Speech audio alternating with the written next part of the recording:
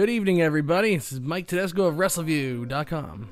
Oh my goodness, and I'm playing in the background already. Good morning. And it's Victoria. Oh, hi. Yes. I didn't know what was going on with that. I Immediately as soon as I start playing, I was like, oops, I had a video player running in the background. Oops, that's okay. Hello, everybody. Hello, everyone. The 29th episode of the Post-Raw Show. Yeah. You know the name of it, No, right? I literally had a brain fart, and I was going to be like, Wrestleview Weekly, and I'm like, No. Wrestleview we Weekly. are not Doug's show. No. We're not Doug's show. But speaking of Doug's show, I will be on this Wednesday. I am going to be on this Wednesday. Right. Okay? So I think I was like jumping the gun a little bit. So. Yes. Oh yes. boy. Oh my goodness. So, we have a lot of people in the chat room tonight. Oh, I'm so excited. Oh my goodness gracious. Okay. So we got Brian Farmer here. I'm just scrolling through real quick. We had Dylan Lowe from Australia was checking in. He's going to catch us on the replay. So hello Dylan when you catch us on the replay. Yes, hello. The great and powerful CJ Bowman in the chat room. We got Andrew Elder. We have Ben Bauer. We have Nafis Sadat. We have Michael Jewell. Let's see. Jason F, of course, calls us bandwagon bitches.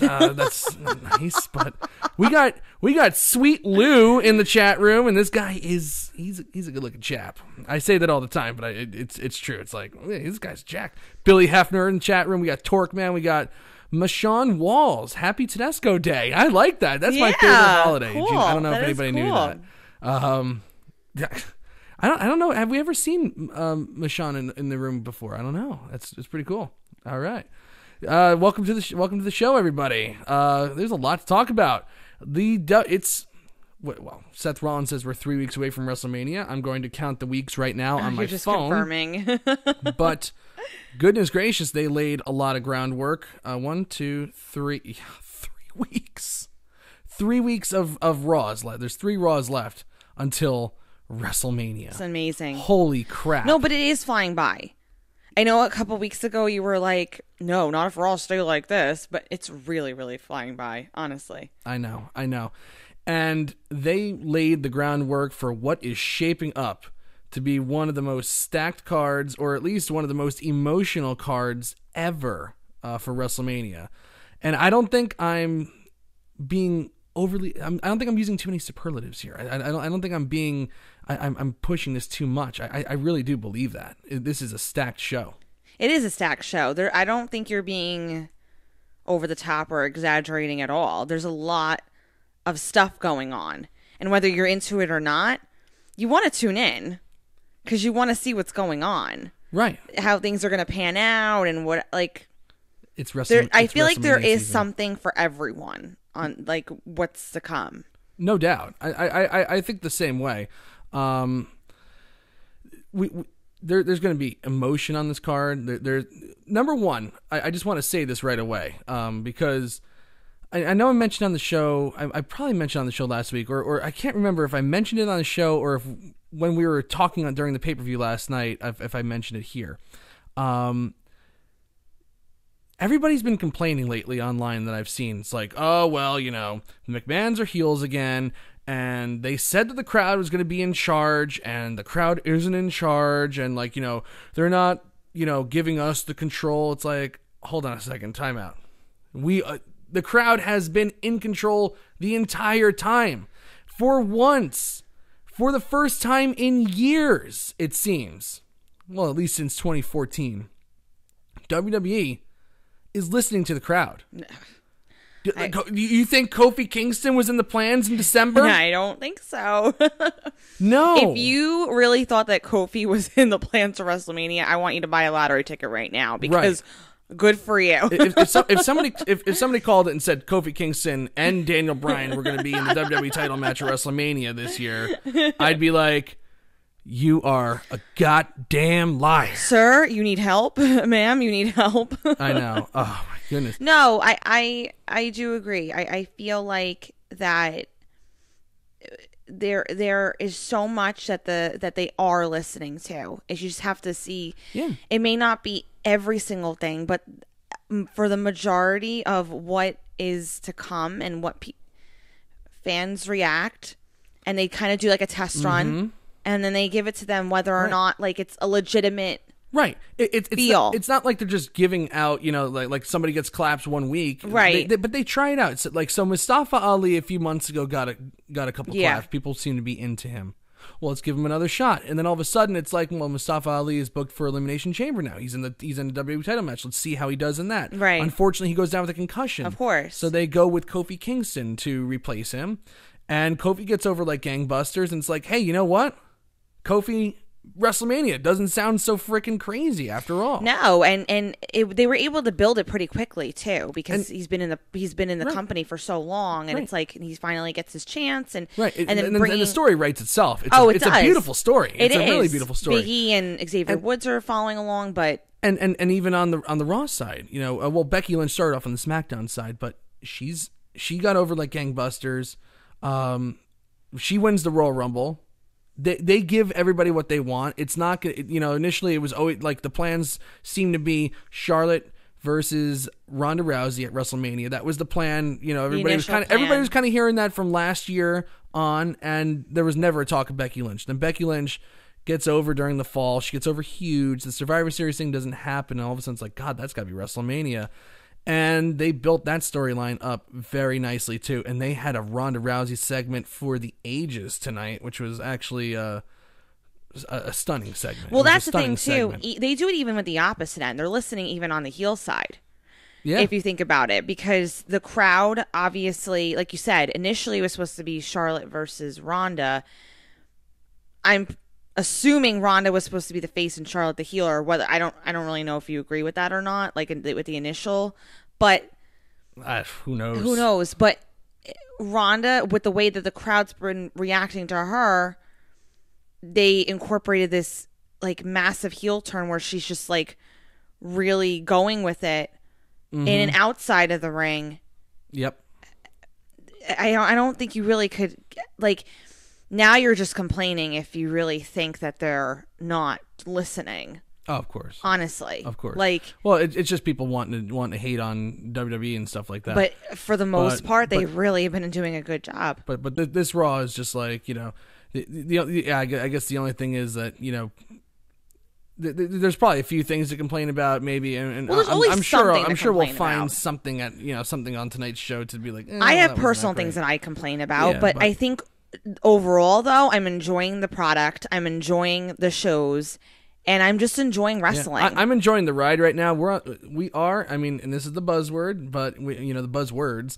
We are on the road to WrestleMania, but you know what? Hell, we're wrestling fans. Like this is excitement time. How do you not get excited for WrestleMania? Yeah, it really how can you be that miserable? I'm sorry if we're too positive. I just I know. Well, people don't like positivity. It's true. I remember when I first started recapping, like I was just so happy to be like talking about wrestling and writing about it. Yeah. And everybody would be like, "Oh, Mike, you're too positive. You give SmackDown too many props." It's like, God, like do you have to be miserable watching this all the time? Do you have to be miserable watching it all the time? You can't just enjoy it a little bit. Like, don't get me wrong. No one was crying more during the winter, especially on this show, than I was. Oh, we absolutely were. Me especially. I was just, this is terrible, terrible, terrible. But they picked it up for the road to WrestleMania, and they did stick true to their word. In my opinion, they have stuck true to their word on the major angles. Again, they have given you what you wanted. You want Kofi Kingston, you're going to get him. You want Mustafa Ali, you'll get him. You want Kevin Owens, you'll get him. You want Ronda Rousey, you want Becky Lynch, you want Charlotte Flair, we'll give them to you. Not the way most wrestling fans want them, mind you, but you will get them in a wrestling match. You can't just have them. They're not going to give them. Yeah, away they have to negotiate a little bit. They have to set boundaries. Well, these wrestling fans think that well, Becky seems like one of us. So like I have a chance at her. That's what I'm talking about. Like these guys are a little. Oh. You have to get in the mind of the perverse wrestling fan.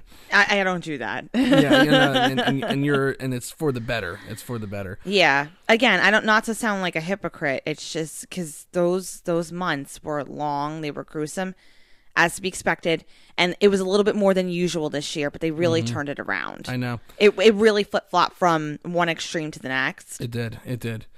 Jason F asks if we're crying now that we have Mania Bliss. I am not crying at all. I love that idea, but it actually gets me a little concerned. I mean, Alexa Bliss hasn't really seen much action at all. She was the last action that I saw her in was a tag team match for the qualifier for the Elimination Chamber, which she was on the losing side of. So I'm a little concerned about, she was off for a long time with that concussion, and now she hasn't really been in much action lately. It just seems like they're really, really taking it easy with her. I agree with that. But again, there's not much for her to do anyway at WrestleMania, so being the guest host makes a ton of sense. I think she'll do a great job with it. I love Alexa Bliss on the microphone. I think she's great. I don't like these Moment of Bliss segments, but this is probably the first one that wasn't a total disaster. I think this actually solves the problem with the Moment of Bliss having her guest host, to be honest with you. So? Yeah, well, because you're not getting a whole lot of her. The show is stacked. She's going to, do a few things like intermittently throughout the show, but it's not going to be like the Alexa Bliss show. You're not going to walk out of... Oh, no, yeah. You know what I mean? I think this actually kind of solves it for her. And like when the New Day hosted WrestleMania, like they just did a few segments. They were there for the Hardy Boys thing. Right. That was a big deal for them. I know that. And it was, it was innocuous. It was inoffensive. It wasn't like in your face.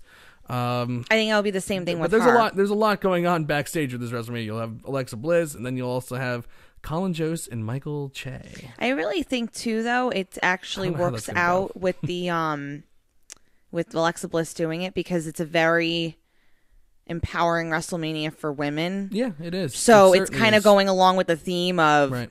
Let's give women more of an opportunity. Mm-hmm. So she's hosting. Yes, and she's a wrestling personality, so it's not going to be like Kim Kardashian coming out and reading the attendance, and that's all she did. Oh, Kim Kardashian guest host of WrestleMania, so but I like it. I think it's great for her. I think it's going to be good, and but I do worry about her in-ring career right now. It's a little bit of a question mark. But then again, I haven't checked the house show reports, but I don't remember seeing her name on those either. I don't really. We'll see.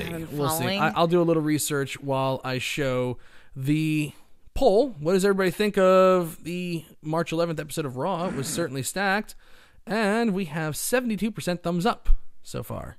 That's not bad. No, it's not bad. It's a positive Raw.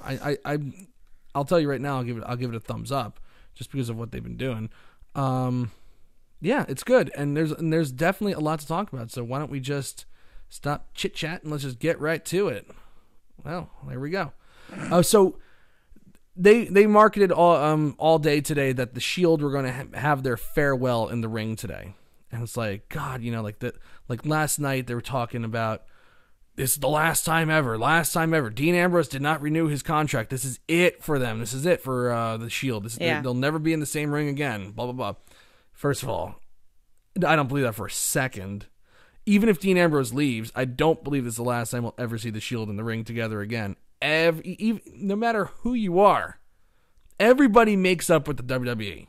Everybody does, except for Randy Savage. But almost everybody. Even the ice was even thawing towards the end of Savage's life. He got involved in the video game and stuff like that. I think he filmed a commercial for them. Well, especially when your wife works for the company. The ice seemed. Who? What? No, I'm talking about if you're talking about Dean Ambrose, like your wife works for the company. Well, that, yeah. But everybody gets forgiven. Scott Hall, all the stuff he did through the years, he got forgiven. He was brought back in 2002, and then again, for the Hall of Fame and stuff like that. Kurt Angle, Kevin Nash. God, Ultimate Warrior is the biggest one. Ultimate Warrior by far. Hulk Hogan came through all of his things that he went through, and he's back. In a sense, they used him at the WrestleMania. He's still back. He is essentially back. Yeah. They used him at the WrestleMania press conference and stuff like that. So, people do get to come back. So, even if Dean Ambrose really truly is leaving, this is not the last time. But anyway, Reigns just basically it was short and sweet and to the point. I liked it. Reigns just said, over the past few months, I realized that life is short and tomorrow's not guaranteed. So if last night was the last time ever, he has no regrets because he was in this ring doing what he loves with people he loves. Last week, they did him a favor and didn't let him down. Now they're on the road to WrestleMania, so they're going to handle their business. Reigns hasn't had a one-on-one match in months, so he's going to correct that and have one in Pittsburgh tonight. Ambrose has some business as well. No one knows what it is, but, probably neither does Ambrose. Yeah. And then he says, the one with the most important business is Seth Rollins. How many years has Seth Rollins been chasing the dream? He's going to go to WrestleMania and take down the Universal Champion Brock Lesnar and bring the title home. Yeah. Crowd's into Seth Rollins big time. And then basically what happens is they just bump fists in the ring, and that's the end of it. It was a short and sweet, no angle. A lot of people were like, "Oh, it's gonna be Dean Ambrose versus Roman Reigns," and it ain't happening. It's not happening. So I almost do believe that Ambrose is going now. With the whole thing with Ambrose, because they're really leaving it up in the air. He really is a wild card for me. I'm still not 100% convinced he's actually leaving. Mm-hmm. But at the same time, though, I'm not really sure what they're doing. Yeah. Because there's so many different things that we've been hearing, and like the speculations and the theories and the matches that he can possibly have been involved in. Yeah. And WWE's been doing a great job of working the internet. Yeah. Sure have. So I'm not exactly sure what direction it's going in, whether he's leaving or not. Like I'm really not convinced he is, but I really don't know what they're going to do with him for WrestleMania. I have no clue. Ambrose? Yeah. I think he's, if anything, either tonight was like the injury angle to write him out for good, or he'll just be in the Andre Battle Royal, which they actually haven't even mentioned the Andre Battle Royal yet. And usually they start that around this time, but I'm sure it'll be back. Vince loved Andre. I'm sure they'll find a way to use him. Plus, the pre-show needs some stuff, so I'm sure he'll be in the Andre the Giant Battle Royal. Yeah, actually, a couple people mentioning other people that have come back. Ben Bauer mentioned Bruno Sammartino and Bret Hart. Of all people. No, that's very true. So especially with Bruno. So yeah. Bruno was probably the biggest. Oh my God, I mean, Bret Hart was also, that was humongous for them to break down that ice wall. But Bruno Sammartino, when you hear about that, like inducted in the Hall of Fame that year, Bruno is WWE. He is the foundation. It's like he's like what my dad used to watch. Yeah. Well, Bruno Sammartino, like him not being in was like having a baseball Hall of Fame and not having Babe Ruth in it. Right. Like, exactly. It just doesn't make sense. Right. No, it just doesn't make sense. I agree with you though. It's leaving though, as far as Dean Ambrose, it's like it's really up in the air. I don't think there's a definitive like plan, at least to our knowledge, of what's going on with him. Oh, actually, that's a great point. Also, they didn't mention the other battle royal too, for the women's battle royal with the trophy that looks like it has a uterus on top of it. Remember that? The Fabulous Moolah battle royal, and then it turned into I actually kind of do. I actually forgot all about that. I forgot about the social justice warriors who took down the Fabulous Moolah on hearsay. Woohoo! Oh my God. That's so exciting. Oh man, that's peak internet right there for you. Peak internet. Oh boy. We're gonna go to Snickers and tell them all about what the Fabulous Moolah may or may not have done, and get this thing situated immediately. I just love how Bailey was like, "Oh, she's a big inspiration for me," and I'm like, "Really?" Bailey never. If Bailey saw a match with Fabulous Moolah in her prime, I'd be stunned. Let alone saying, "Oh my God, that's what I want to be when I grow up. I want to be Slave Girl Moolah." No, not happening. For number one, Moolah is greatly exaggerated. Her legacy greatly exaggerated. She owned the women's title. That's why she had her for 50 years. I don't want to get into this forever. Yeah, but can we just I know, but I'm just saying Fabulous Moolah was a bad wrestler, even for the standards of that time. She was an awful wrestler, and there's no possible way that if you're a kid growing up, you're like, "Oh, I want to be the Fabulous Moolah." Nobody wants to be the Fabulous Moolah. Are you kidding me? What's the chat say about Dean Ambrose? Oh, I don't know. Nobody's really mentioning Dean Ambrose right now, so we'll see. We'll leave it out there for you. What do you think of the Dean Ambrose situation? I know we've talked about it before. We shall see. Anyway, moving on. So we get Paul Heyman coming out there after Seth Rollins talks about how he wants to burn it down, and they have a little back and forth. And Rollins says, "Hey, yeah, the Brock Lesnar that ran through Big Show, the Brock Lesnar that ran through, Braun Strowman, but is this the same Brock Lesnar that had a real tough time getting through Daniel Bryan, was pushed to his limit by AJ Styles, and came so close to being beaten by Finn Balor?" Which, honestly, the way they've handled Finn Balor, I almost completely forgot about his Lesnar match already. That's what a bang-up job they've done with him. And he says, Heyman says, well, that Brock Lesnar, yes, the touche, that is the one you're going to face. But with all due respect to Bryan, Styles, and Balor, they're all incredible in the ring. But Rollins says he's uniquely suited to beat Lesnar at WrestleMania. So Heyman says, yeah, Lesnar did have a tough time getting through those guys, but he had no time to prepare for them.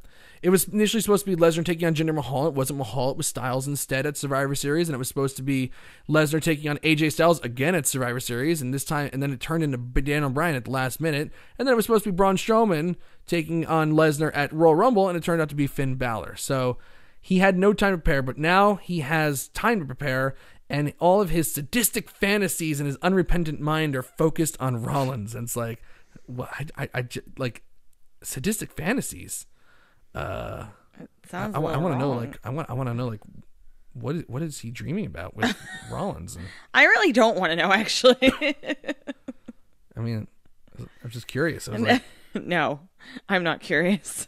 is he gonna like ragdoll? No, don't even go there. I don't Seriously. I'm stopping you. You're cut off. I know that Wrestleview Live got a little kinky last night with something about virtual. I don't even want to say it. It's something totally inappropriate. You're cut off. That's it. Okay, yes. I'm getting cut off right now by the wife. So, yeah, it was just a good back and forth. And then all of a sudden, out of nowhere, this happened. Shelton Benjamin comes up from behind and gives Seth Rollins 3 German suplexes. And I was like, Shelton Benjamin? Shelton Benjamin? It's like, what? But it makes sense. I mean, I had to like really dig back into the mental Rolodex and be like, why Shelton Benjamin? Like what? Like why? And then I realized, I was like, oh wait a minute, weren't they? And then I started thinking, well, they're both wrestlers, Lesnar and Benjamin. They're both, and they were friends. I know they went to school together. They were roommates. So that's I guess like he was coming out, but like there was still no explanation of why he really came out there. This was very confusing for me because I was like, I don't know who this is. You had to explain it to me. Yeah, I had no idea. So yeah, I like I thought I liked it. I liked the callback, and I just wish that they explained it a little better on commentary. I mean, Heyman talked about how Shelton Benjamin helped train Lesnar for WWE and helped him actually in his amateur wrestling career too. They were both Golden Gophers together, so it makes sense. But Heyman never said why Shelton Benjamin came there to do it. And I know that I saw a video later on of Heyman explaining it to the crowd, like who Shelton Benjamin is, but no one really got it. There just didn't seem to be a reason why, and it was a flat match. And they worked hard. I expected a little more out of it because Shelton Benjamin, he is capable of having a really good match still. And it kind of disappointed a little bit, and it just felt like this is just something just to bide time. Heyman does announce on commentary that Lesnar will be in the building next week in Chicago. So it just felt like they're passing time just to wait for Lesnar to come next week. Do you think it was passing time, or do you think it was more supposed to be one of those things like they used to do with NXT with the stars, not really introduce them? But since he's obviously, this guy was like you said, he's friends with Lesnar and everything, it was just supposed to be more of like an implied reason why he'd be there to come to, like Rollins's to come to a Lesnar's defense. Right. I mean, it would have made more sense if Paul Heyman took him under his wing and said like, hey, he's a hired gun and he's close with Lesnar, but they didn't even do that. And it's not like the NXT thing where they just kind of bring up stars with no context, even though they were stars in NXT. Shelton Benjamin's not a star in the main roster. He hasn't really done anything in a long time. Right. I wasn't sure if it was supposed to be like, if they just kind of assumed that the majority of fans would be like, oh, I get why he's here, that type of thing. Yeah. But then, I don't know. I think I'm reading too much into it. Yeah, probably. And it's tough. It's like, even though Rollins was super hot in the segment, it's like, you're going against a guy who everybody's like, who is this? And like, why is this guy taking the fight to the title challenger at WrestleMania? There was just a lot of confusion. I was confused. I liked it. I thought it was a decent match, but it was flat because the crowd had no idea what was going on. I'm sure a lot of people that were the viewing audience had no idea what was going on. And I mean, it even went through a commercial break. Benjamin T's going for an F5. Like, who is this guy? Like, give us some context. Yeah, Tell us a little bit about it. I had no idea. It just felt like a missed opportunity. Like it would be awesome. I mean, what a nice little renaissance for Shelton Benjamin if he were to become like Lesnar's hired gun almost. And Benjamin goes from being an absolute nobody on the main roster, probably hasn't been seen since he did his little Royal Rumble entrance back in January. In my mind, I haven't seen him since then, at least that I've seen. And main event doesn't count. And if he's at ringside for the title match at WrestleMania, like with Paul Heyman, like if they're starting up like the Minnesota Stretching Crew again, like something. But nothing. It happened and it was over. Weird. But again, it just felt like something like, oh well, this seems like an idea. It's probably like a Bruce. If I had to guess, I'm probably wrong about this, but if I had to guess, that was a Bruce Pritchard idea, probably, because Bruce was there when Shelton came up and when Brock came up, and he's like, well, hey, these guys are friends. Maybe let's put them together. Let's do a little callback here. But again, commentary in wrestling is at an all-time low, in my opinion. It's just bad. They are too busy trying to play gotcha with each other on commentary, waiting for, Corey Graves seems to be like waiting for Michael Cole and Renee Young to make mistakes and call them out rather than like laying out an actual story. Sometimes I feel like these people are just trying too hard to get themselves over. I have a kind of a weird analogy. And they didn't explain the story. What's your analogy? I have a weird analogy to talk about the commentary. I feel like they always just want the one-liners. It's very similar to like, because we're Yankee fans. Mm-hmm. I know there's some people in the chat be like, ew. But I don't care. But it's kind of like when the Yankees, they just feel like they just want to hit home runs and they're not just looking to get hits. Like you can't just, you know what I mean? Like they're looking just to get you with the one-liners and not with just the, you have to focus on the match. You have to focus on other elements to the commentary instead of just zinging each other. And it's very similar with the Yankees. Like they're just looking for like, oh, let me just get my home run. Let me get my home run. Like, focus on the hits. Yes, like, yes. Don't. How about we get a walk? How about we do some walks? And, get a nice single, a good double. Like those are okay too. Yes, and like CJ Bowman says, Cole is a better commentator than people give him credit for. There's no doubt about it.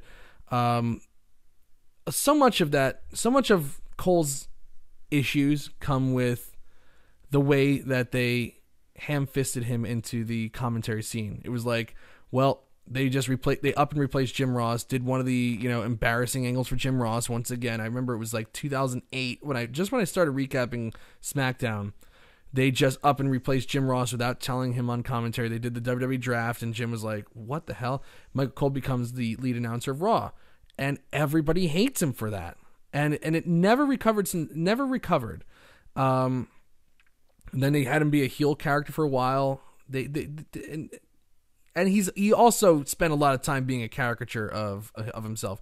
I remember like all those times. Remember like when you first started watching, like with me when we started dating, like 2010, 2011. He was doing that yuck stuff, like just like the worst segments on earth, and they were giving that big phony laugh. He just lost a ton of credibility with that stuff. I loved him when he was on SmackDown, like when Mike Cole was the SmackDown commentator from 1999 till 2008, pretty much. I thought he was really good. I didn't think he was bad. I thought he was a really good number 2 guy under Jim Ross. But then they just ham-fisted him into Raw, and I think it's unexpected. And people never forgave him for that. Well, it's unexpected transition too when Lawler had the heart attack. Also. Yeah. From like that to him to heel to face, like, you know what I mean? Mm-hmm. He can never really ever go back into a heel role, and I think that people like hate him so much where they want to hate him, but he's just never gonna. He can't do it again. He just can't. But the issue is there's really like I like Tom Phillips. Is that his name? Yeah, that's the guy. That's the face guy. That's his name, right? The guy in SmackDown. Her face, fuck you. It's like I always like going to say like Todd Grisham, because I really did like Todd Grisham when he was in WWE. I thought he was a good commentator. But Tom Phillips could be a guy, but he's like so far off from being like the main guy. There's nobody behind Cole to replace him, so like this problem's not going to correct itself anytime soon. I don't either. hate Cole. I don't hate Cole either. I don't hate Cole. I actually have a lot of respect for him ever since he did that thing with Lawler. But yeah. You know, how he held his composure and everything. So he'll always be like okay in my book. He has moments of definitely has moments of brilliance. Like Jamel says, like in the first UK tournament, him and Nigel McGuinness were great together.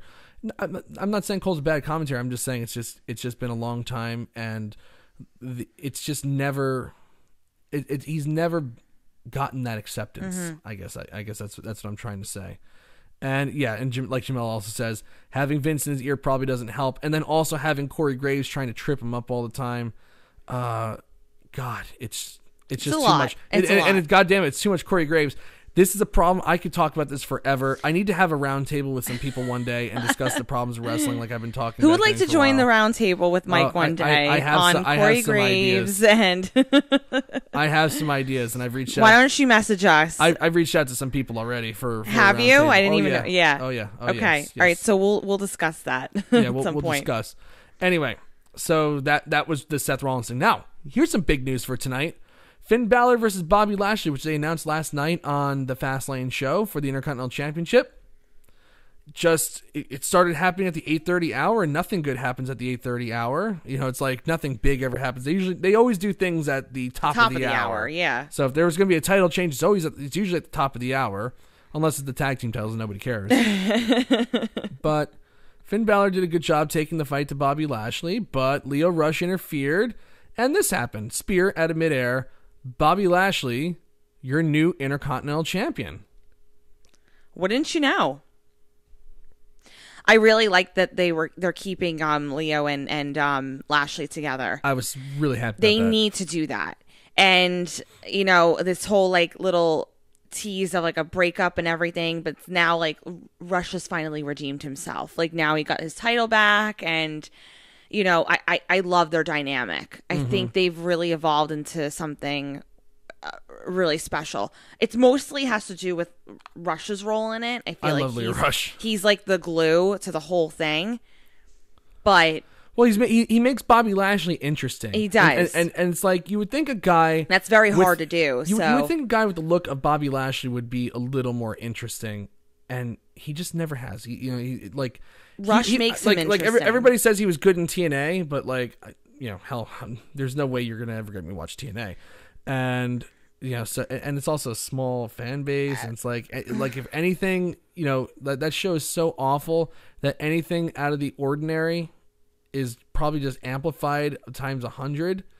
So like if Bobby Lashley was probably the same Bobby Lashley here, but in TNA, he's a big fish in a small pond. I was just about to say that. And here, he's he's a small like a medium-sized fish in a really big pond. Yeah, no, exactly.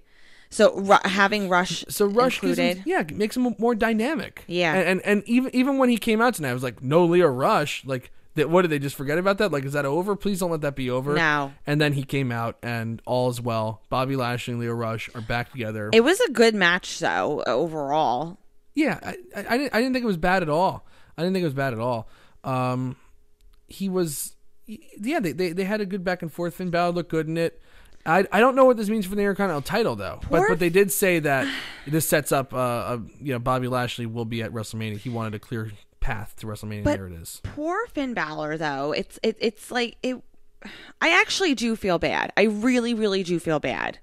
Yeah. There was a glimmer of hope in his, you know what I mean? And then he's just getting this like stop and go push, so to speak, but not even a push anymore. And I just feel terrible for him. Honestly, it's like I was really rooting for him. And then, you know, when Vince McMahon was on his side, it was really cool to see like, okay, there is a fan base. There isn't, you know, Finn Balor, people do like him. They want to they were trying to listen to the crowd a little bit, but well, you know what this is leading to?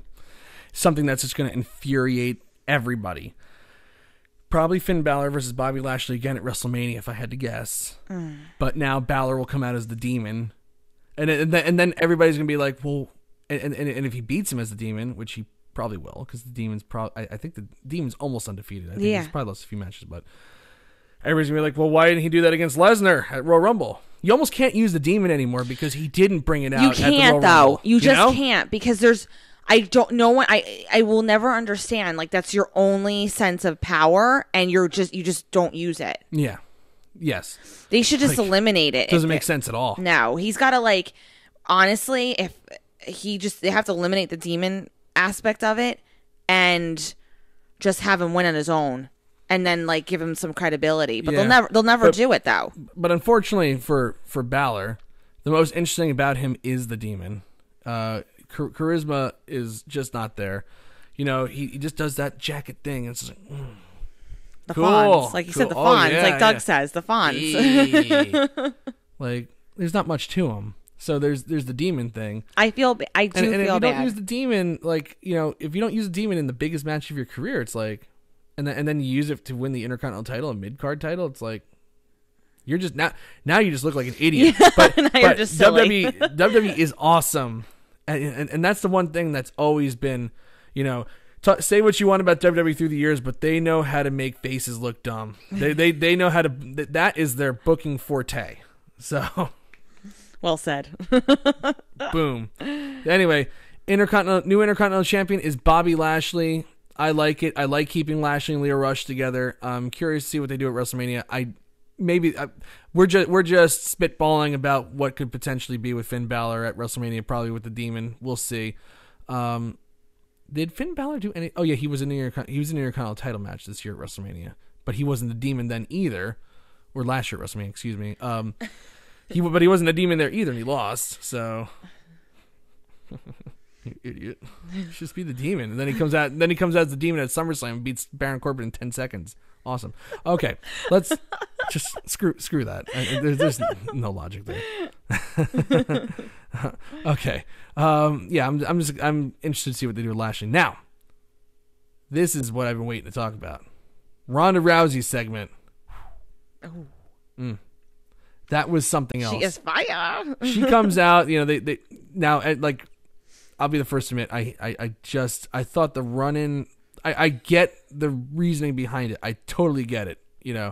I get the reason why they did the run-in and why they did it that way.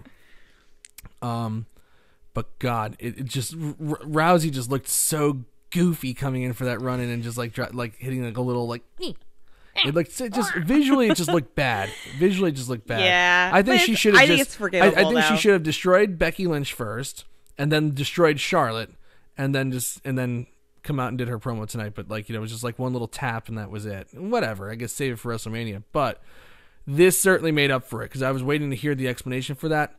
And people are now everybody loves Ronda Rousey now that she's a heel. Oh yeah, we're gonna be the contrarians and clap for the heel, and she was great. And we're bandwagon bitches.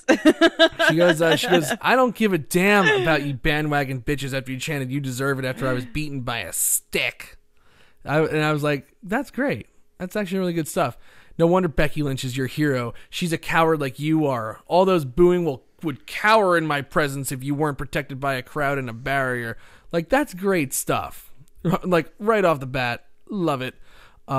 She's just she kind of blew through a whole bunch of stuff. I had to rewind a few times because she talks really fast when she's intense, but I like it. I like the way Ronda Rousey talks, and I saw online there was a lot of people saying oh my God, the way she delivers lines is awful.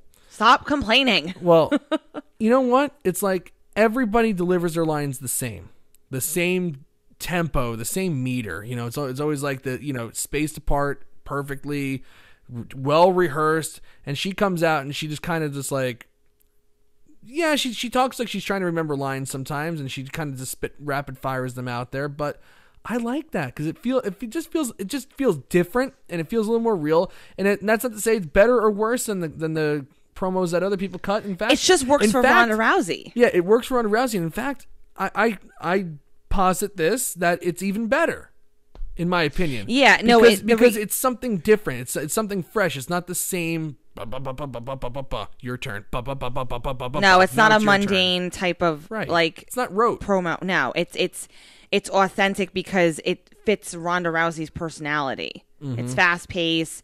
She's going quickly, and it's like she's just an intense individual. So it works for her. Yes, yeah, it does. Jamel says, I hate when wrestlers use the insider lingo. It's kind of cringy when fans do it, myself included, but we have to be nerds about it. Wrestlers should kind of be above that. Well, that's good. That's a good point. I know some people don't like her breaking down the fourth wall that much. And you know, the big line of this is, and I guess I should just finish reading this off, is she's coming into their church. There will be no sanctuary in this church. She's going to desecrate their place of worship. She's going to embarrass and humiliate Charlotte and Becky on the grandest stage of them all. That's why she did what she did last night. She needs to make 100% sure she can expose them both and the WWE as the Let me repeat that. I'm getting choked up just thinking about it because it's so beautiful. So she can expose both them and WWE as the carny con artists they always have been. And I got to fix my report because I put always have always been. That's terrible grammar right there, but I will fix that. She calls them all carny con artists. That's interesting. You know, like that's taking it to the next level. And basically saying like, yeah, this is fake. No one can stop her. No one can stop me. I'm going to walk through Becky and Charlotte and leave WrestleMania. In fact, WWE has my permission to make it a handicap match. She said she'd be embarrassed if she broke a sweat against them. Becky's a joke. Charlotte's a joke. And anyone who believes in this whole charade is a joke. Whole charade. Because wrestling's fake. But you know what? Like, I get it. Like, a lot of people aren't going to like the insider lingo. I didn't hate it here. No, I don't. Just because it's something different. Ronda Rousey is just pure magic. I freaking love her. I don't know how else to say it. I'm literally obsessed with her. It's intense. Like the stuff last week with her cutting the promo, you know, in her dressing room and stuff like that on her website. Like, yeah, it was kind of corny a little bit, but it was you know, it's fine. But this in a WWE setting, it's surprising. I don't think it's a risk, you know what, and it's a chance that you take to, you know, add a little extra steam to this. You know, people aren't accepting Rousey right now because they think that she's this outsider, and she's like, well, you know what, yeah, I am an outsider, and I come from a world of real competition, and you know what, I'm going to show you that. But now here's the snafu. And did you want to say something before I go into this? I just honestly, like, I can't even express how much I love this woman, because I don't find the outside stuff that she does corny. I didn't think the dressing room tidbit was corny at all, because again, this is just true to her character. She's just gonna keep talking shit and just keep, like, honestly, she's done something that only she can do. Because she was in the outside world of WWE, and, like, you know, she does have very similar qualities to Lesnar, where she's like trolling the fans, you know, like, and that in this sense, yeah, and that to me is just when you can, like, make a whole group of people in an uproar and have them talking about you and, like, coming to the defense of WWE.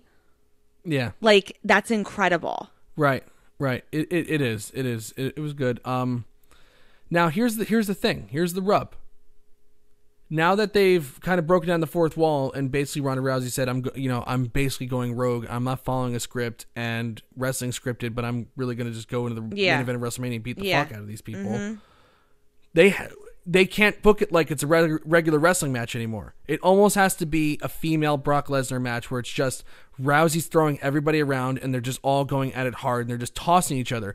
You know, the German suplex is a good move because it's almost like the waistlock takedown. You know, like you can kind of almost suspend your disbelief, like, okay, well, Lesnar's just manhandling people and just throwing them around, because that's really what it looks like.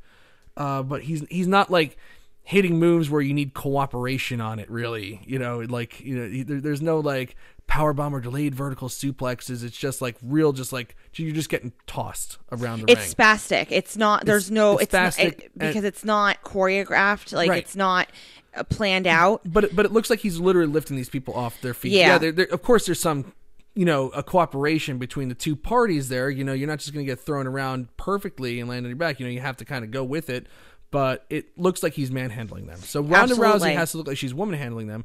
I was kind of curious to see, thinking like, how are they going to do this? And then they send out Dana Brooke. Because it's a 3-hour show. And this segment could have just ended right there with Ronda Rousey saying she's going to walk through them and, hold it, everything. If you believe in the charade, it's a joke. That should be the end of the segment. They send out Dana Brooke, though. And Dana Brooke is like extremely like emotional, while she's talking. It sounds like she's gonna cry like every 2 seconds. Oh God! She's not gonna let Ronda Rousey disrespect WWE, the WWE Universe, and the women's locker room, and blah blah blah. I may not be a household name like Ronda Rousey, but I just want a chance. And it's the night after a pay-per-view, and usually issue an open challenge, Ronda. So my name is Dana Brooke, and I accept the challenge. So Ronda Rousey just calmly removes her jacket. And then just levels her with a kick. It was just like, oh my God, like, wow. Like, you didn't see that coming at all? Like, no foresight. But there was a really scary moment in this. And that's kind of what happens when you put two people that are kind of inexperienced with wrestling in there. Ronda Rousey right now is like, she gets herself into that mindset where she gets like super intense. Yeah, she's and we've seen that. And when she gets really intense, like she can get a a little sloppy. She's in focus. She starts to move a little fast, and she could learn to slow down a little bit. And then you have Dana Brooke, who's a little spastic and kind of stiff. Doesn't really move well in the ring, and she doesn't adjust well. Right. And so they set up this thing for a Piper's Pit, which is Ronda Rousey slinging Samoan drop, and she almost freaking spiked Dana Brooke on her head. And let's watch that one more time on the TDE, from the TDE Wrestling. That was a bad angle to come down on. It was that was a little scary. That was a little scary. So they could just chill out a little bit. Now, also, everybody, they've denied. Ronda Rousey's leaving at the WrestleMania. They denied. How do you keep her on after WrestleMania after this, though? Like, you almost have to like take a step back from the Ronda Rousey character for a little bit now that she's gone rogue and broken down the fourth wall. I think there's no question about it that Ronda Rousey's losing at WrestleMania. I don't think there's any question about it. And if and when she does, it's almost like Stephanie's got to come out the next night on Raw and almost fire her or put her on an indefinite suspension. Yeah, I agree with you. For a while. I agree. Because like the character has like gone so far, like where else can you go with it? She's gone exactly. If she's gone too far, because if she's, and like you said before, she has to woman handle these people. This can't just be like a you do your thing, I do mine thing, then we have this spot. It's not going to work that way. So, and especially since it's like, the main event or whatever, but Stephanie McMahon has to come out. I think she'll do an indefinite suspension. I think you so. I don't think she'll like fire her because Ronda Rousey can, if she was fired, Ronda Rousey could come back whenever she wants, but if she's suspended, and it leaves an opportunity for like, screw you, whatever. I'll do things on my own terms. I'm leaving anyway. Yeah. Like, do you know what I mean? Like, she'll say that she's suspending her, but she's just like, whatever, screw you, screw your company. Never see you again. Obviously, it's not the case. Yeah. You know what I mean? And then she'll seek her revenge eventually. Yeah. Yes. And to talk about what you said before about she has to like do the match differently because of what she's been like promoting and whatnot.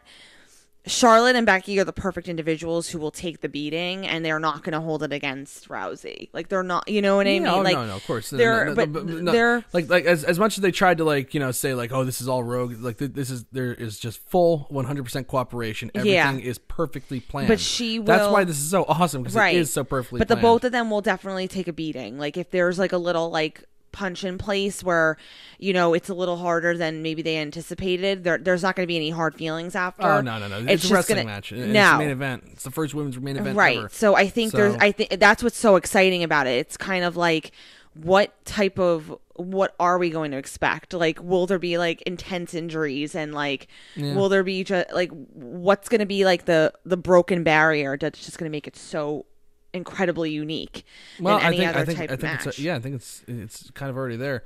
James Laxarenza just showed up in the chat room, so he's watching us because he's an insomniac. So welcome. CJ Bowman thinks that they can move her to the Superstar shake up to SmackDown.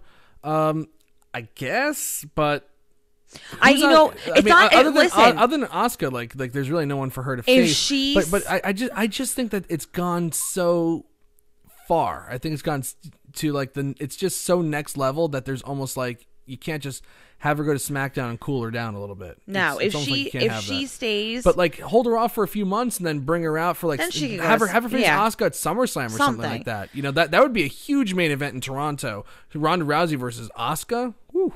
Well, I think she really is going to leave to try to have a family. So they're probably. It would be idea to do the indefinite suspension, just because if she's trying and then she's having difficulties or whatever, then she kind of has the opportunity to be like, do you know what I mean? Yeah. So. Yeah. But I think they have to. I think she has to kind of play it by ear, and she just kind of has to see like what she how this is going to work with her husband and her family, and what she wants to do. Yeah. But if you put her on another roster, then like whatever. Yeah, no doubt.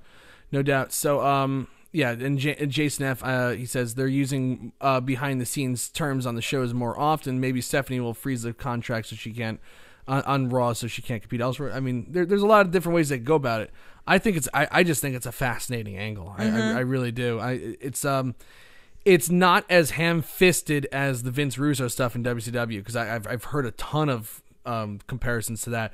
Not even close. It's not like, they had that one scene, I forget if it was on a Nitro or a Thunder, where two guys, again, I forget who they were because it's WCW, like who cares, they're so interchangeable. So get this on. Two guys are talking backstage, they're about to have a match, right? And they literally go over the finish of their match, like, okay, I'm gonna hit you with a pile driver and I'll pick up the win. Okay, man. All right, see you out there. And then the other guy wins because he double crossed him. Like, that's bad.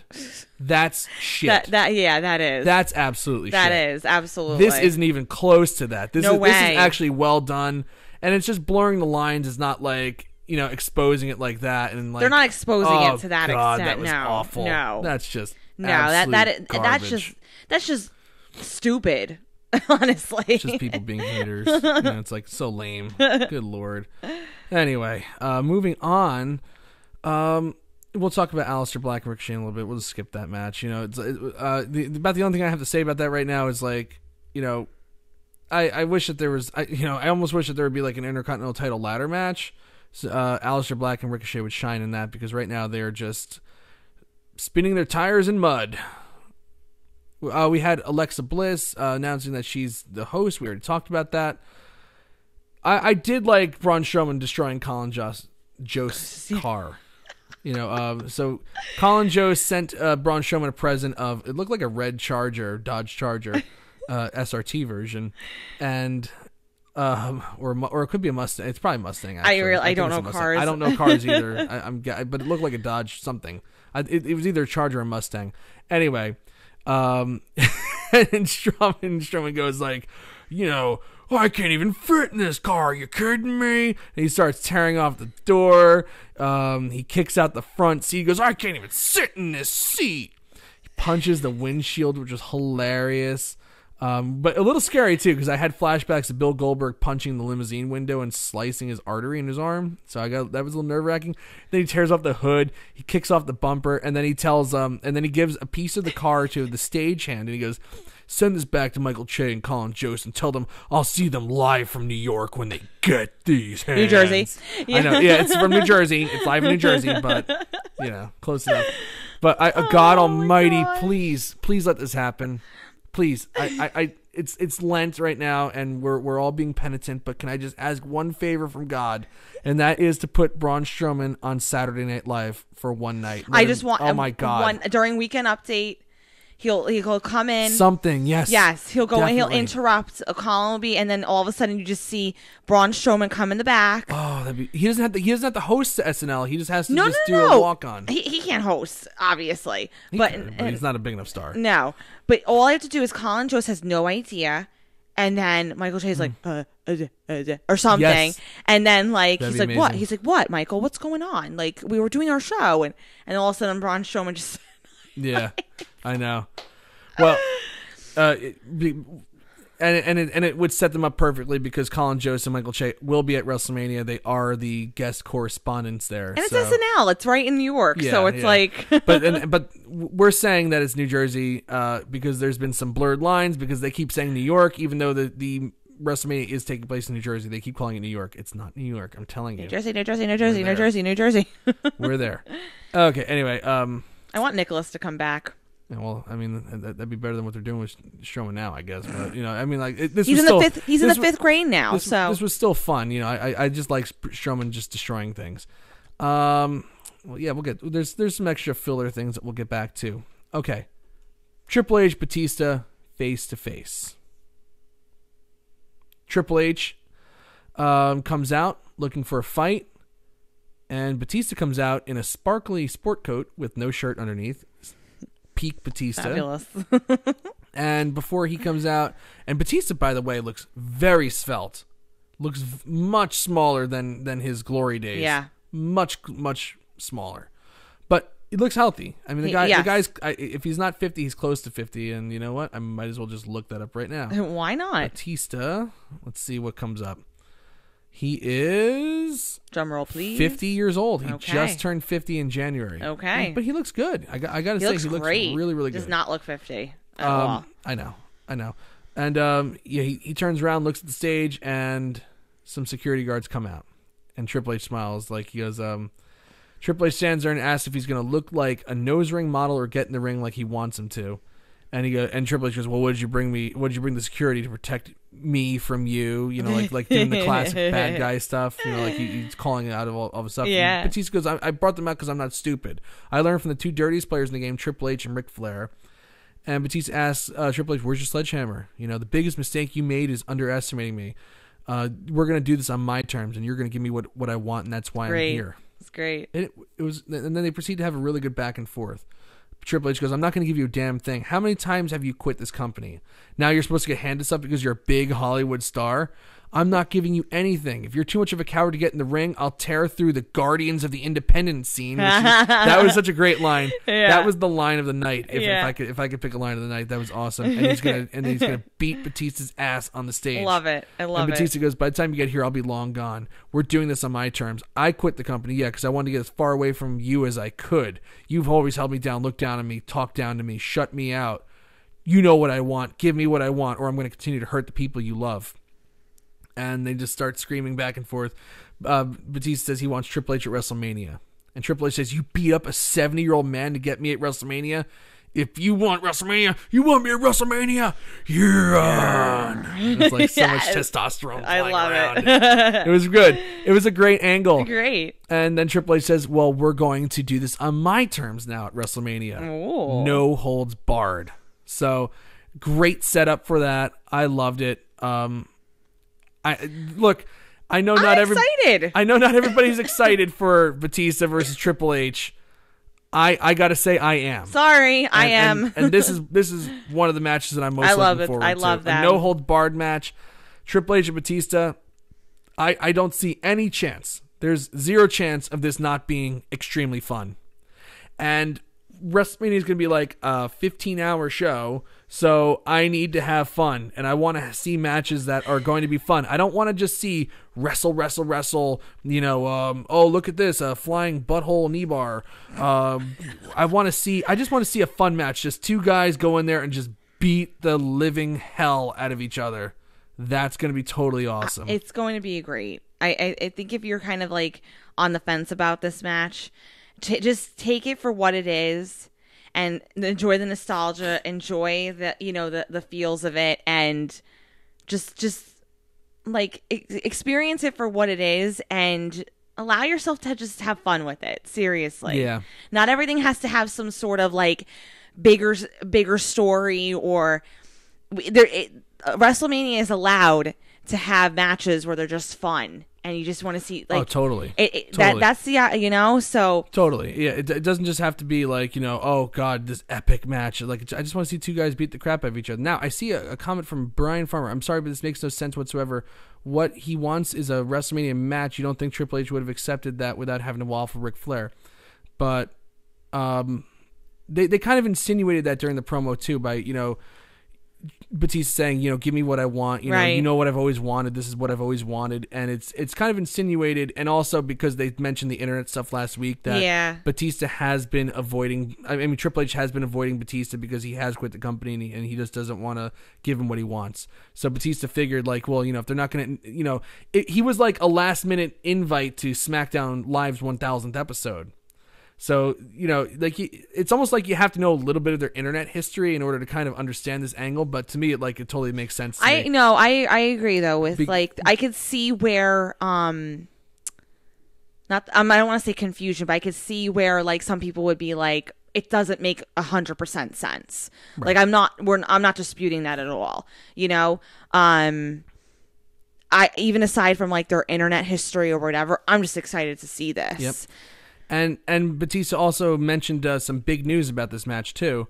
Once Triple H agreed to the match, Batista looked taken aback by it almost. And then he goes, "Thank you. That's all I've ever wanted. My one last match to end my career on my terms." So this is Batista's swan song.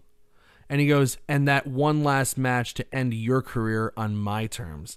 So, yeah, he's going to look to end Triple H's career. Probably not going to happen, but Batista said...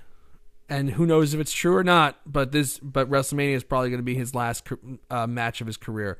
And if I had to guess, it makes a ton of sense for it to be his last match. I mean, he's got the Hollywood thing going.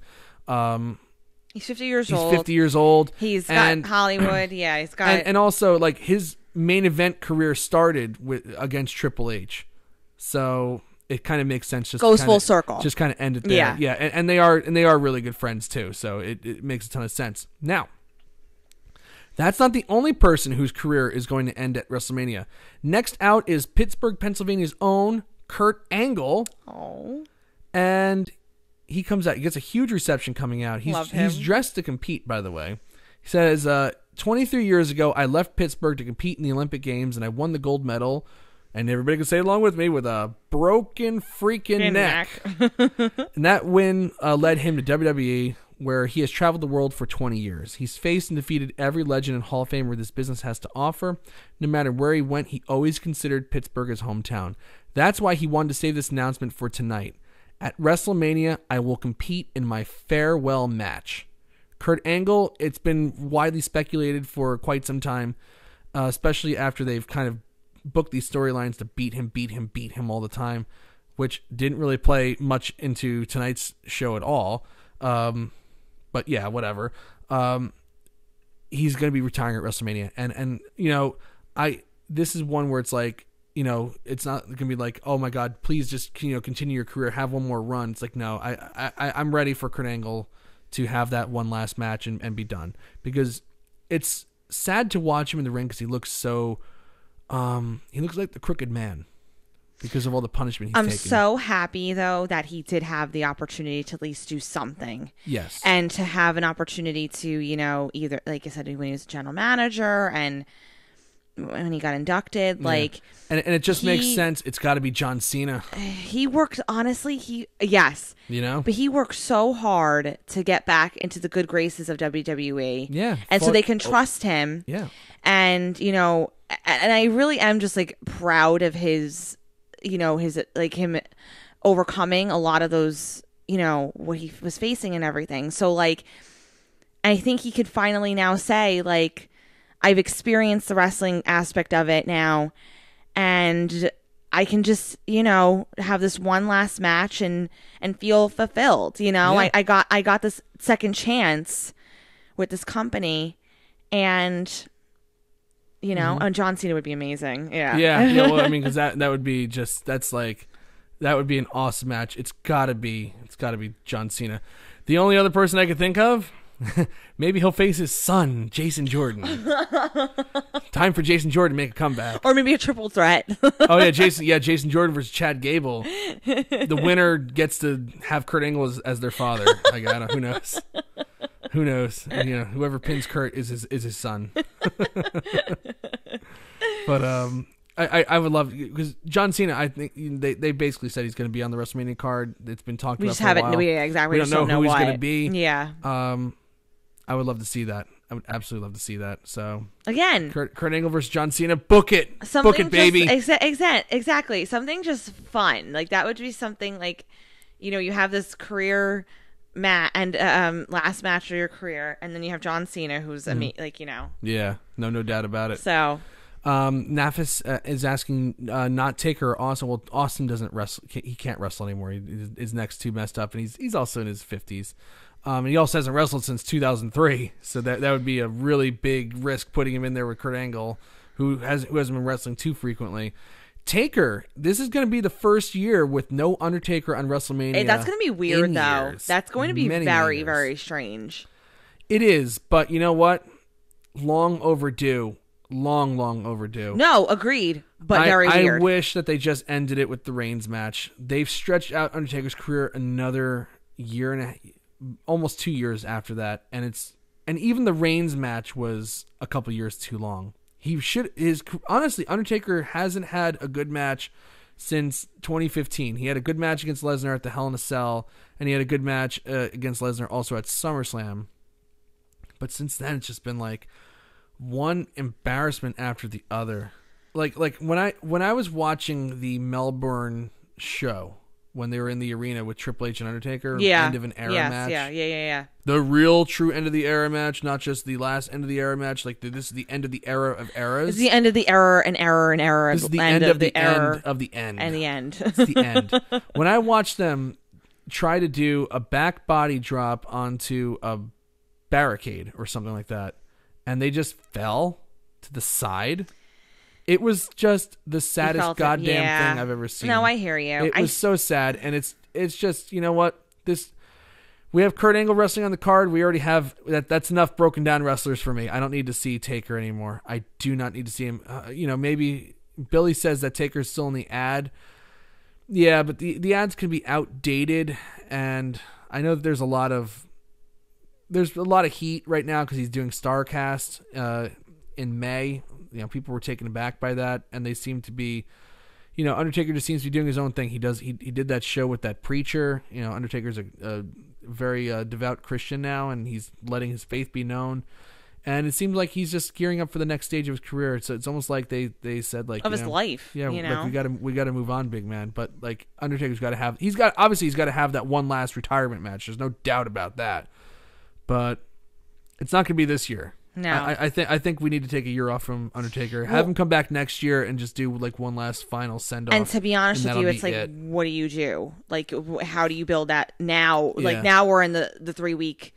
I mean, it's Undertaker. You don't need much necessarily of a build. Oh yeah, you don't need to build it all. But you don't need to build it all. But again, but this show is so stacked. You don't need it. Yeah. Andrew says he'll be in AEW as the Mortician. Actually, I believe the Undertaker. I believe the Undertaker actually owns his name. That's how he's been able to use it, wherever he wants. So I believe that is his. He does have the rights to it. So there's that. Okay, yeah. So and then Kurt Angle went on to face Apollo Crews to have one last match in Pittsburgh. This is the second to last match of his career. So this is the last time I get to recap a Kurt Angle match. So that was really special for me. I loved Kurt Angle for so long. My friend. So it's all and he really did a solid for us one time. We talked about that on the podcast in the past. Yes, him and Victoria are friends. So he had a good match. It was fine. It was a nice little showcase match. They talked about how Apollo Crews was a big Kurt Angle fan and how this is a special match for him. It was good stuff. It was a feel good moment. And that's it. It's like it was nice that they didn't embarrass him in Pittsburgh. Yeah. I was happy about that. You know how they do in their hometowns. They do like that. They do like that. Yeah. Yeah. Grash says is a great point. Oh, and Quentin's in the chat room, by the way. Hey, Quentin. Grash says induct Taker in the Hall of Fame before his final match. I think that's a great idea. Undertaker, headliner of the 2020 Hall of Fame class, and then he retires the next night. Perfect. Let's book it. Book that. Good job, Grash. Nice job, Grash. Yes. Make him and Flair as the only ones so far. Well, I mean, Kurt Angle's also wrestling as a Hall of Famer as well, but you know. But the way they booked him, you wouldn't think he's a Hall of Famer. Even his retirement speech was just like, oh, you know, here's an afterthought. Roman Reigns coming out for his first one-on-one match since his return from leukemia, and he's attacked from behind by Drew McIntyre, who gives him a Claymore kick on the floor and then a Claymore kick into the ring post. And he goes, I promise you, Roman, this is just the beginning. So we are not getting a Dean Ambrose Roman Reigns match at WrestleMania. We are getting what looks to be a Roman Reigns versus Drew McIntyre match. They did tease a concussion, though, with Roman Reigns. Yeah, no, you're right. Which I thought was interesting. No, yeah. Yes, okay. No, I didn't know what you want me. What do you want me to say? No. Well, I was waiting because we talked about it before. Do you think that teasing the concussion? Do you think do you think? I mean, my first thought was, well, maybe Reigns isn't ready for a singles match yet. I don't want him to be ready. But I don't think so. I speculated in my head maybe they're going to leave him off for WrestleMania, but it was just a good angle. Angle. You know how I feel. Drew McIntyre versus Roman Reigns WrestleMania. You know how I feel. Like I said, I'm just protected mode. I'm like, no, just honey, just calm down. It's okay. You don't need to have a match at WrestleMania. Yeah. No, yeah, that is interesting what they did with the whole like concussion angle, but possible concussion angle. To be honest with you, I'm still a little like, I'm still up in the air about what potentially could be like coming out of all this. You know what I mean? So, I don't know how I would feel about a Drew McIntyre Roman Reigns. I guess I would be okay with it, you know? Yeah. I mean, just to see Roman Reigns probably, and I really do like Drew, but Brian Farmer says we're getting Reigns Ambrose versus McIntyre and Corbin. Which, again, that would be an interesting match to put in, you know, a guy who is leaving in a few weeks, supposedly. But the way they did it. Okay, so let's just, that's a good transition to get us to our next piece. They helped, Seth Rollins and Dean Ambrose helped Roman Reigns to the back. They sent him in the trainer's room. Reigns is talking that he has a headache and stuff like that, teasing a concussion. And Ambrose says to Triple H, I want Dean Ambrose right now. Dean Ambrose says to Triple H he wants Dean Ambrose. That's a good one. Dean Ambrose says to Triple H, I want Drew McIntyre right now. Right. Falls count anywhere, no hold, you know what I want. And Triple H says, hell yeah. So it's Falls count anywhere, Dean Ambrose versus Drew McIntyre. They fight all over the arena.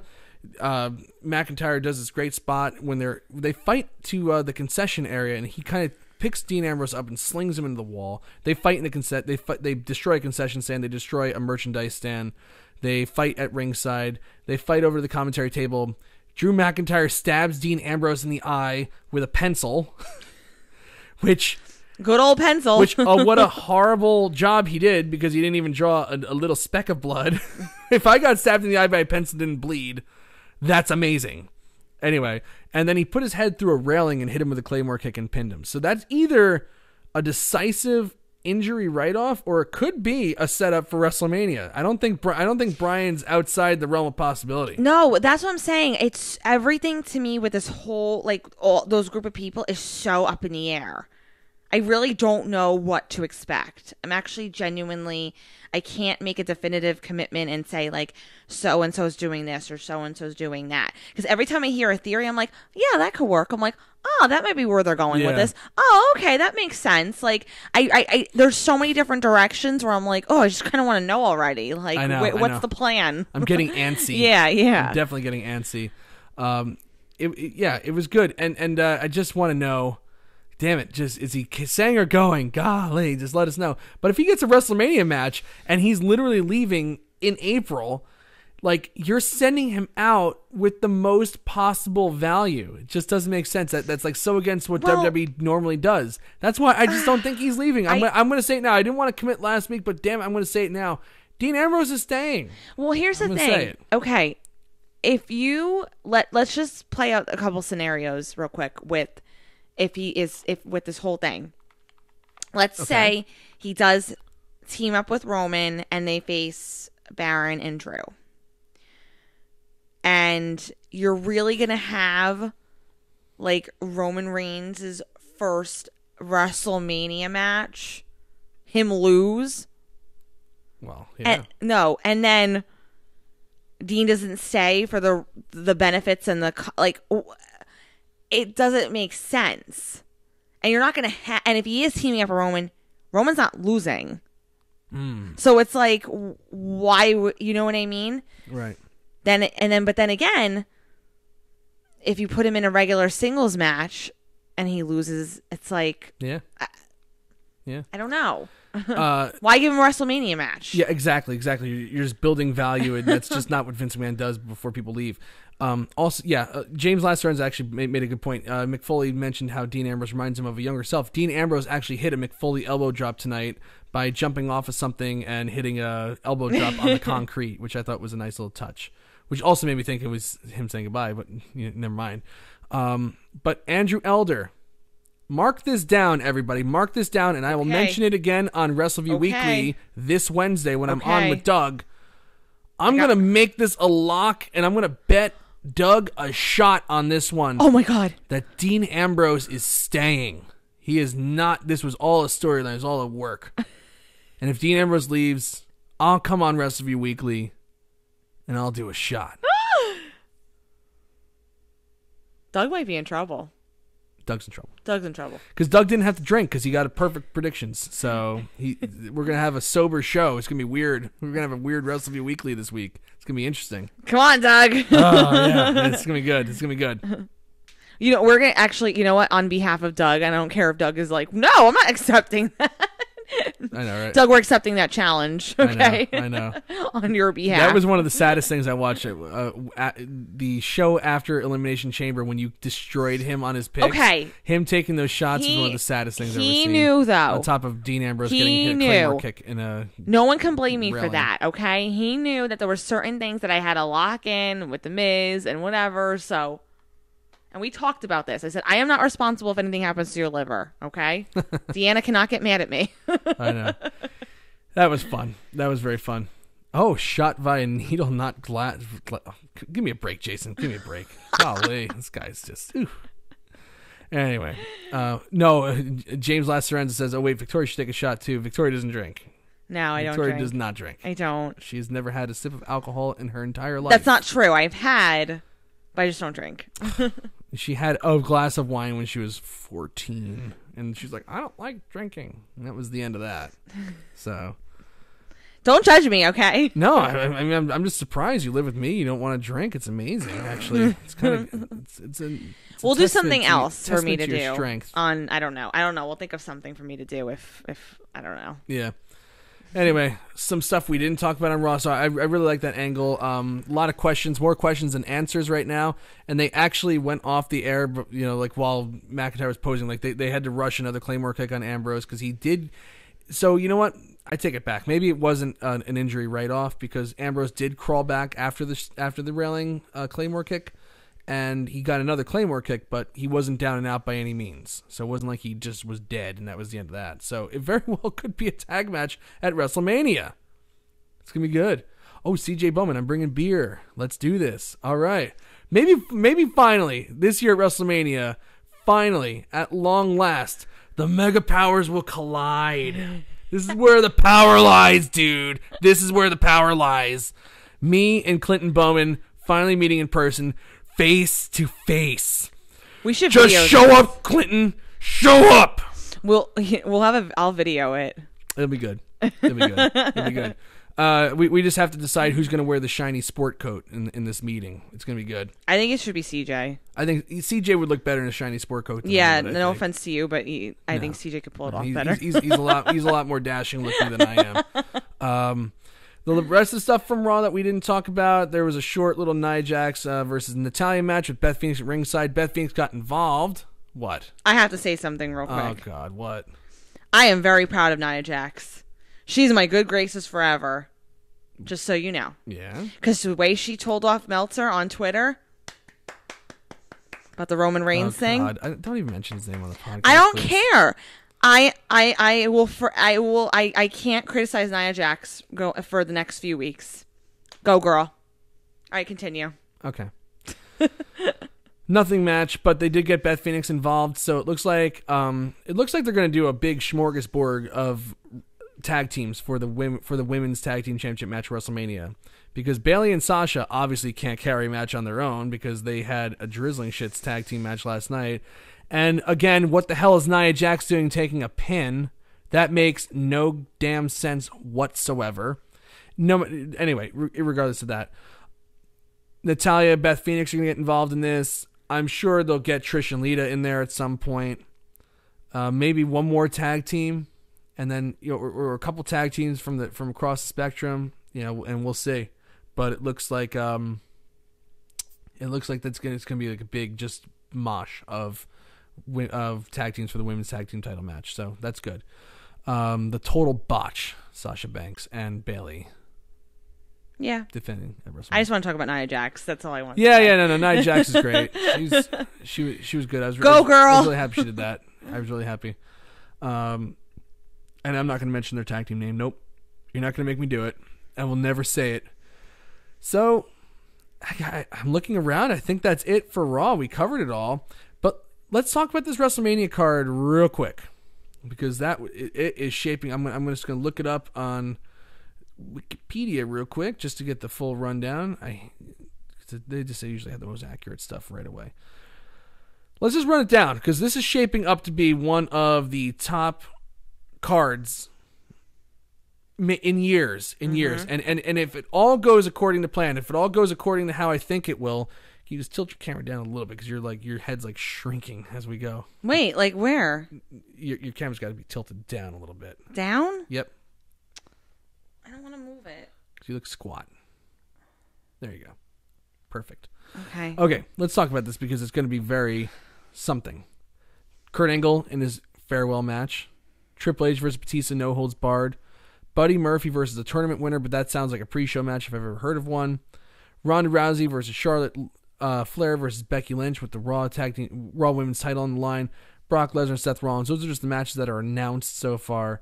Like we were just talking about the women's tag team title match, the WWE title match, which is going to involve Kofi Kingston, probably some other people too, maybe. This is shaping up to be just totally awesome. I'm excited. I am so psyched. I cannot wait for WrestleMania. And it's like I know when I get really excited about something, it's like I know it's only like there's only 3 Raws left. I know that this time is going to tick by so slowly, though. It's like I just want, just like somebody put me in a coma and just wake me up when it's WrestleMania. I just, just give me a feeding tube. I'll do it. Yeah, she'll definitely do it. She'd happily do it too. Sick lady. I'll put you in a coma for 3 weeks. Yeah, and and Asuka's gonna have a match. Who's Asuka facing? That's a great question. Who's Mandy Asuka Rose? gonna face? I don't know.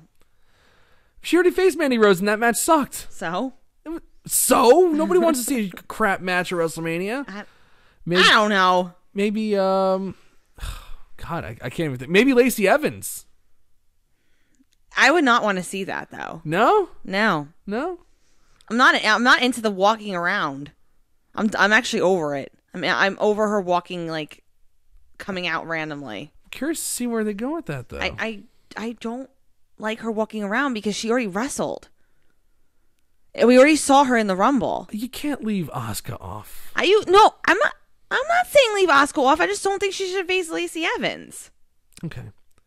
Oh, Asuka versus Carmella. Jason thinks maybe. Well, that's possible. I don't know if she's like Naomi or something like that. I don't know. I'd like to see Naomi. Although, and this is a good point too, that Brian Farmer says it could be a triple threat with Mandy Rose and Sonya Deville, because they did tease a little dissension in the ranks there. They did. That's something there. Tag team title match. The Hardy Boys did reunite, so maybe the SmackDown tag titles could be defended. Usos versus the Hardy Boys. Maybe that could be a ladder match or something like that. Maybe Shane versus Miz. Shane. Oh no, Shane versus Miz. 100%. Shane versus Miz. Totally forgot about that. Yes, absolutely. How could you forget about Shane versus Miz? It's 9,000 hours of wrestling between that and yesterday's show. Well, he's like in the top priority in my book. So well, yeah, obviously. Raw tag team titles, I don't know what they're going to do with that. It could be good. It's just such a stacked show. I am so psyched for WrestleMania, and I can't wait to go to it and call into Wrestleview Live afterwards and talk about it some more. But that's all I got for you tonight. I'm excited. Do you have anything else you'd like to say, Victoria? No, I'm very excited. And our 30th show's next week? Our 30th show is next week. All right, so we won't put you in a coma for that. Okay, no, I got to be around. The 30th show, after that, I'll put you in a coma. Perfect. For 2 weeks, okay? Perfect. You just got to have another week, all right? That's fine by me. All right, so the post-Raw show is turning 30 next week. So that's exciting. Come Celebrate with us our 30th show. We love round numbers on this. Maybe somebody will attack Mike on the show. Maybe. You never know. Maybe. Yes. I know. Yeah, maybe Batista will come out. I'm going to attack people you don't even know about now, Triple H. To be honest, he knows about you. He doesn't know about me. He's going to be like, I'm going to attack your friend Victoria's husband. Totally awesome. Well, everybody will be, hopefully everybody will be here. Happy 30th week from James. Nafis said that, so we'll be here. I hope so. I hope everybody joins us next week. Thank you so much for joining us tonight. It's going to be awesome. Next week's going to be awesome. Tonight was great. The chat room was lively as always. You gave it a thumbs up, right? I gave it a thumbs up. Okay, I did too. I actually didn't say thumbs up before, so thumbs up. Yeah. Oh, well, let's give the final tally on Twitter too. 73% say they give it a thumbs up. Okay. So this is a positive roll. Yeah. All right. I'm psyched for that. All good stuff. Everybody, thank you so much for hanging out with us tonight. We have people all around the world checking us out. From Australia. I've seen our show getting buzz in the not I can't say it's getting buzz, but I did see that it has been watched in the Middle East and Europe, United States, Canada, it's really cool. South America. That is so cool to have that kind of reach, and people are just watching our faces talk to them. It's kind of amazing. And thank you, everybody, for joining us in the chat room. If you haven't joined us in the chat room before, please, I highly implore you, please. It's fun. Check it out. Come have, if you have an off night, come on, hang out in the chat room with us. Everybody's really awesome. Everybody's great to talk to. Grash, great. Good night, James, Brian, Jason, Clinton, Michael, everybody.